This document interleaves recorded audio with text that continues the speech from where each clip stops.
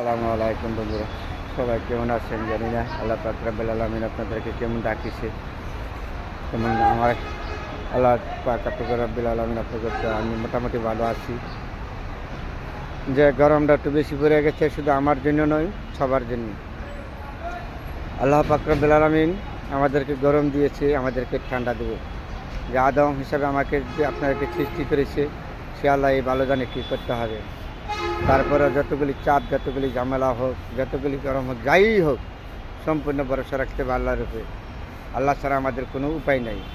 আল্লাহ ইচ্ছা করলে আমাদেরকে যে কোনো মুহূর্তে ঠান্ডা দিতে পারে, যে কোনো মুহূর্তে। আল্লাহ গরম দিয়ে চালায় ঠান্ডা দিতে পারে না, তাহলে আমাদের অস্থির হওয়া যাবে না। ভরসা রাখতে হবে আল্লাহর উপরে। আল্লাহ পাক রব্বুল আলামিন যা করে আদমের জন্য সম্পূর্ণ ভালোর জন্য করে।